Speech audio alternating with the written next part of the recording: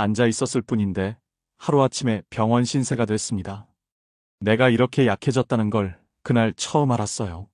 서울 외곽에 사는 67세 최종우 씨는 하루 대부분을 소파에 앉아 보내는 생활을 수년째 이어왔습니다. 등산도 산책도 친구들과의 만남도 줄어들고 나니 어느새 하루 평균 움직이는 시간이 30분도 채 되지 않았다고 합니다.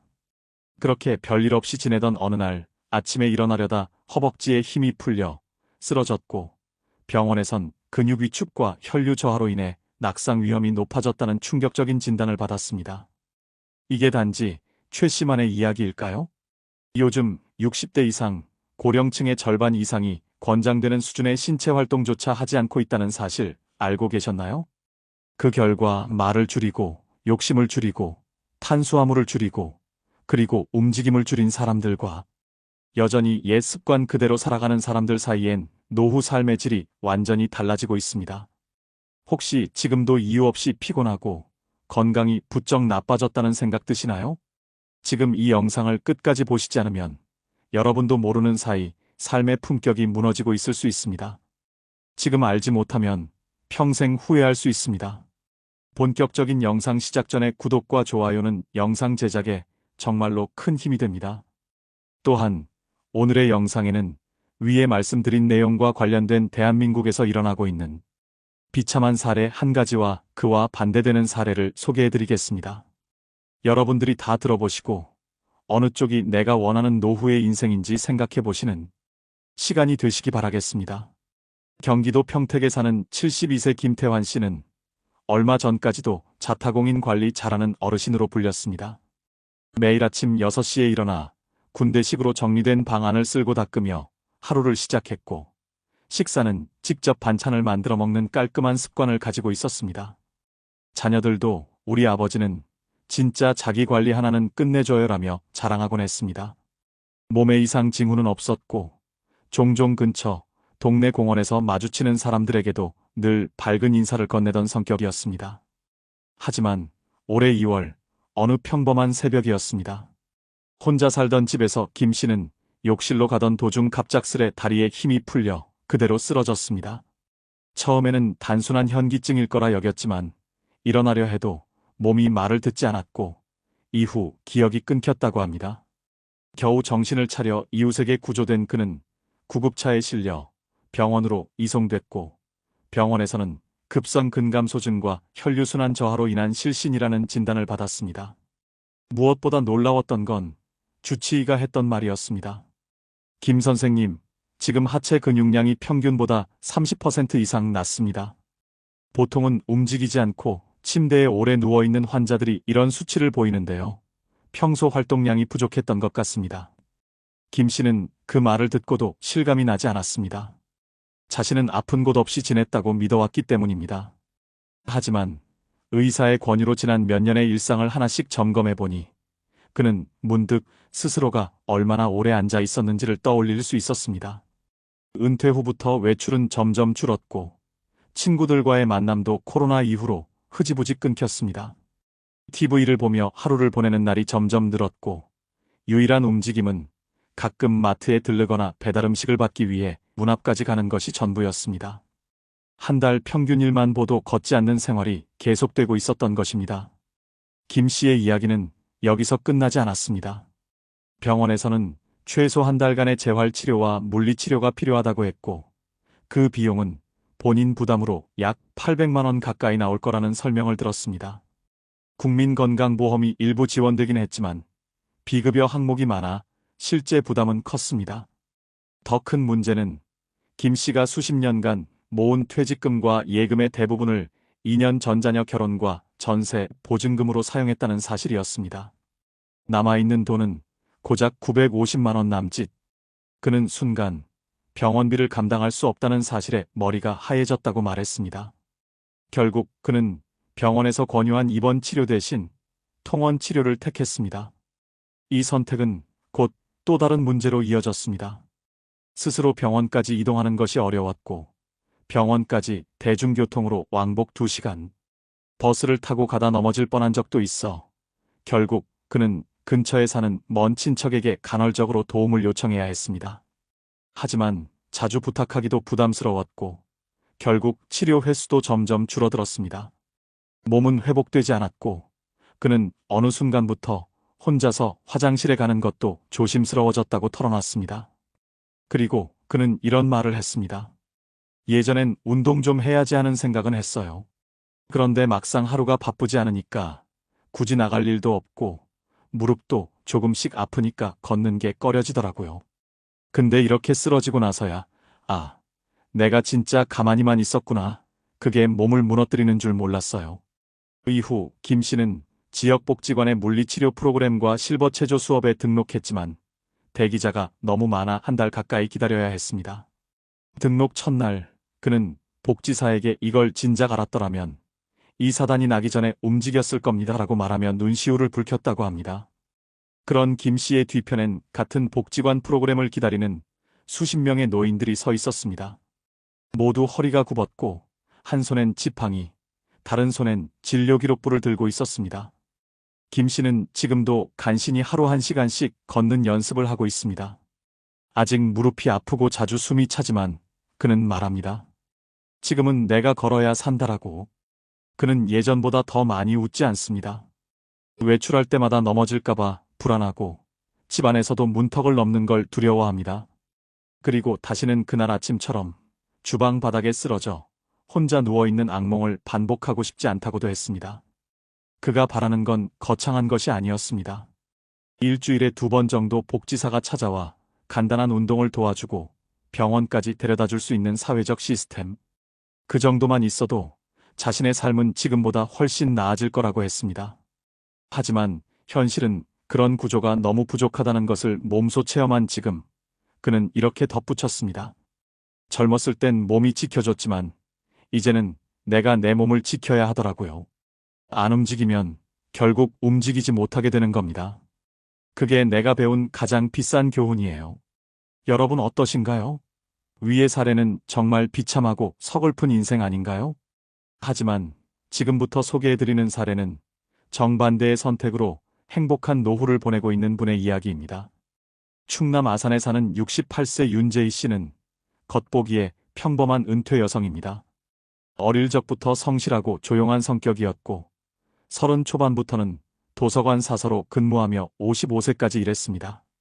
특별한 자격증도 없고 고액 연봉을 받은 적도 없지만 그녀의 노후는 주변 사람들로부터 늘 어떻게 그렇게 여유롭게 사시냐는 질문을 받을 만큼 안정적이고 평온한 삶에 가깝습니다. 윤 씨의 하루는 아침 7시에 시작됩니다. 아파트 뒤편에 있는 생태공원까지 산책을 다녀오고 마을 회관 앞 벤치에서 만나는 이웃들과 따뜻한 차 한 잔을 나누며 오전을 보냅니다. 점심은 대부분 스스로 만든 반찬으로 해결하고 오후엔 근처 작은 도서관에서 자원봉사로 책 정리를 돕습니다. 그녀는 하루 평균 12,000보 이상 걷고 매주 2번은 시에서 운영하는 실버 건강체조 수업에 참석합니다. 혼자 사는 생활이지만 외롭지 않고 건강에 대한 걱정도 크지 않다고 합니다. 그녀가 이렇게 노년을 즐길 수 있게 된 건 오랜 준비와 명확한 기준이 있었기 때문입니다. 윤 씨는 40이 넘던 해에 남편과 사별했습니다. 아이 없이 혼자 살아야 했기에 누군가에게 기대기보단 스스로를 지키는 연습을 해야겠다고 다짐했습니다.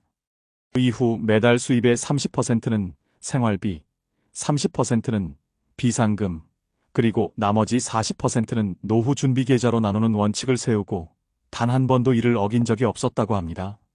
그녀의 첫 노후 설계는 내 몸이 건강해야 돈도 쓸 수 있다는 단순한 명제에서 출발했습니다. 그래서 50대 후반부터는 하루 1시간씩 걷는 습관을 들였고 정형외과에서 권하는 스트레칭을 매일 실천해왔습니다. 또한 식사도 체계적으로 관리했습니다. 매주 일요일 오전엔 시장에 들러 신선한 채소, 달걀, 생선을 사와 한 주 식단을 미리 정리해 두었고 외식은 한 달에 2번 정도로 제한했습니다. 비타민이나 영양제는 최소한으로만 챙기며 검진 결과에 따라 필요할 때만 복용하는 습관도 갖고 있었습니다. 무엇보다 그녀가 주위 사람들에게 깊은 인상을 주는 이유는 인간관계에 있어 분명한 기준이 있다는 점입니다. 윤 씨는 10년 넘게 유지하던 친목 모임에서 58세에 스스로 탈퇴했습니다. 이유는 단순했습니다. 모임에 나가면 늘 누가 더 비싼 걸 사줬는지, 누구 자식이 뭐 했는지 그런 이야기에만 빠져 있더라고요. 돌아오는 길엔 마음이 늘 공허하고 허전했어요. 그 후 그녀는 자신과 가치관이 맞는 두세 명의 친구와만 소규모로 만남을 유지했고 그들 사이에선 돈 자랑도 자식 자랑도 허용하지 않았습니다.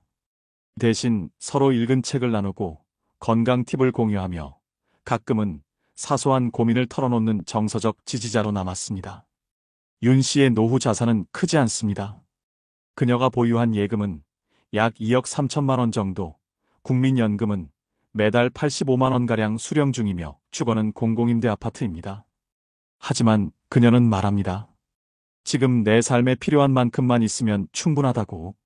그녀는 자동차를 팔고 대신 근처 모든 거리를 걷습니다. 자가용을 유지하던 시절보다 교통비는 오히려 줄었고 건강은 더 좋아졌다고 합니다.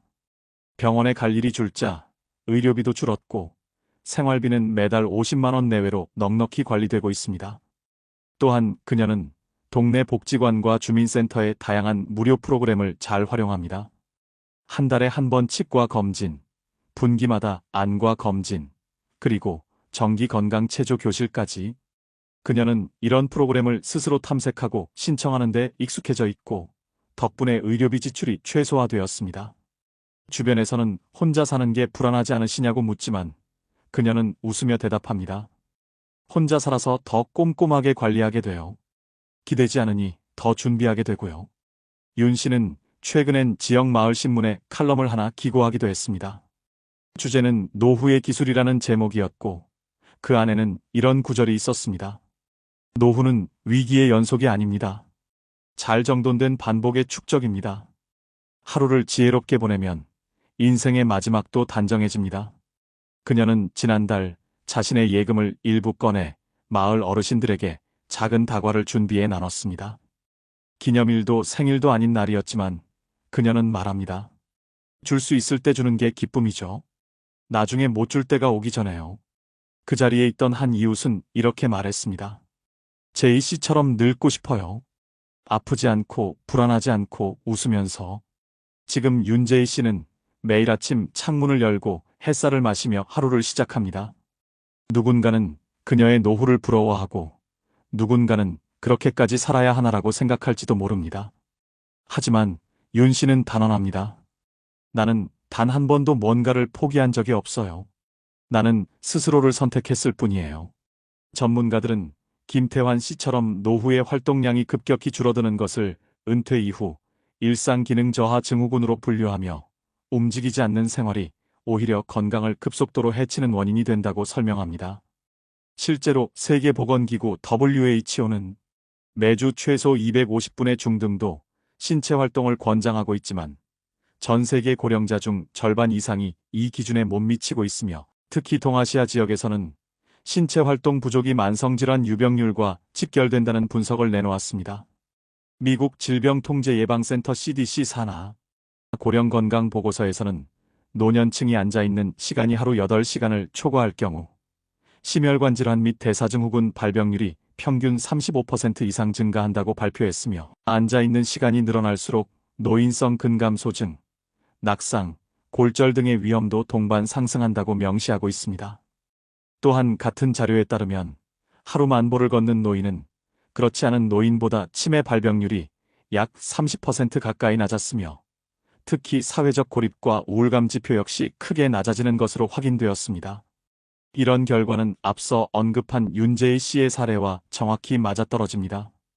윤 씨는 매일 12,000보 이상 걷고 지역 커뮤니티에 정기적으로 참여하며 균형 잡힌 식사와 규칙적인 수면 습관을 유지하고 있기에 이러한 신체 정서적 안정성을 그대로 보여주는 사례입니다.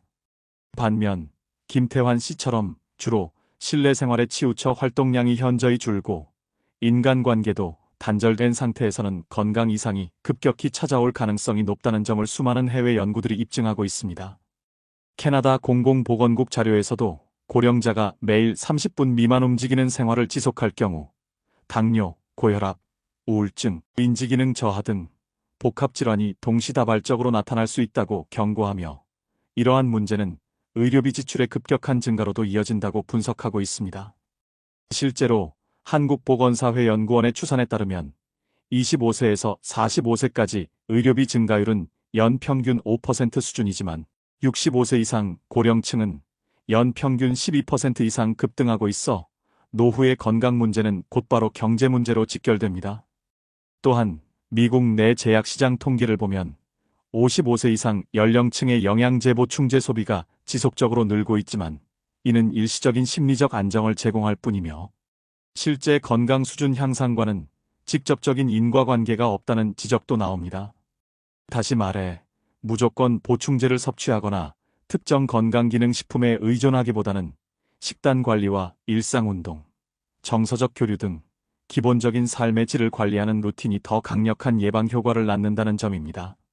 국제노인학회 보고서에서도 노인의 건강은 예외적인 치료보다 일상의 관리가 더 큰 역할을 한다고 반복적으로 강조하고 있으며 특히 덜 말하고 덜 먹고 덜 앉는 습관을 실천하는 고령자가 전반적인 삶의 만족도에서 월등히 높은 수치를 기록했다는 연구 결과가 있습니다. 이러한 흐름을 바탕으로 전문가들은 노년의 건강은 소유나 소비의 결과가 아니라 선택과 반복의 결과라고 결론 내리고 있습니다. 요컨대 지금 우리가 어떤 일상을 반복하고 있는지가 결국 20년 후의 삶을 결정한다는 점은 결코 과장이 아닙니다. 윤재의 씨처럼 스스로의 삶을 스스로 설계하고 자극에 휘둘리지 않는 기준을 만들어 온 사람들은 노년에도 삶을 주도할 수 있지만 그렇지 못한 경우에는 단 한 번의 무너짐이 삶 전체를 흔드는 위기로 이어질 수 있다는 점 통계는 분명히 이야기해주고 있습니다. 무엇을 줄이고 무엇을 남길 것인지를 선택하는 것은 결국 각자의 몫이지만 최소한의 건강, 자율성, 품격을 지키기 위해 우리가 알아야 할 사실과 수치는 이미 우리 눈앞에 놓여 있습니다.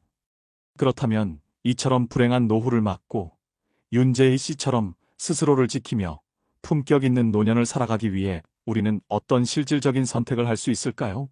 먼저 우리 주변에서 이미 시행되고 있는 공공자원을 적극 활용하는 것이 출발점이 될 수 있습니다. 예를 들어 서울시는 어르신의 근력 유지와 낙상 예방을 위해 어르신 건강체조 교실을 매주 지역 경로당과 주민센터에서 운영하고 있으며 이는 단순한 운동이 아니라 사회적 교류의 기회를 제공해 외로움까지 덜어주는 일석이조 효과를 내고 있습니다. 부산시의 경우 찾아가는 어르신 건강관리 서비스를 통해 거동이 불편한 노인을 대상으로 혈압, 혈당 체크와 함께 간단한 체조 지도까지 병행하며 간호인력이 직접 가정 방문을 하는 시스템을 구축했습니다. 광주광역시는 100세 건강 아카데미를 운영하며 일상 속에서 실천 가능한 건강 루틴 교육, 영양 상담, 운동 실습 등을 제공하고 있는데 특히 참여자 중 많은 분들이 프로그램을 통해 병원 방문 횟수가 줄어들었다고 응답했다고 합니다. 이런 지자체 프로그램들은 대부분 무료이거나 저렴한 비용으로 참여할 수 있으며 주민센터나 복지관에서 신청만 하면 쉽게 접근할 수 있다는 장점이 있습니다. 또한 최근에는 스마트폰 활용이 어려운 어르신을 위해 복지사가 신청을 도와주는 대면 등록 시스템도 확산되고 있어 접근성이 높아지고 있습니다. 하지만 여기서 중요한 건 내가 먼저 움직여야 이런 혜택이 따라온다는 점입니다. 기다리기보다는 발걸음을 내딛는 주체가 되어야 하는 것이죠. 해외의 사례도 참고해 볼 필요가 있습니다. 일본에서는 고령자들의 건강관리를 위해 이키이키 건강지원법이라는 지역 맞춤형 건강활동법이 제정되어 있습니다.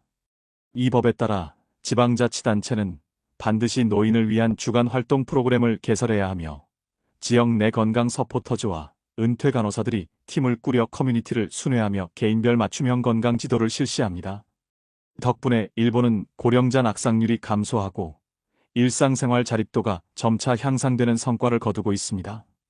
핀란드의 경우 노년자립 프로그램이라는 국가 차원의 정책이 시행 중인데 이 제도는 고령자에게 필요한 각종 사회 서비스 예를 들면 식사 배달, 재활훈련, 통원 치료를 개별 상황에 맞춰 조합하여 제공하는 방식입니다. 특히 독거노인이나 건강 취약계층을 대상으로는 매주 간호사가 방문하여 건강 상태를 기록하고 운동 수행 여부를 체크하는 등 일종의 생활건강 코칭 서비스를 공공 시스템으로 운영하고 있습니다. 이런 국가들은 공통적으로 말합니다.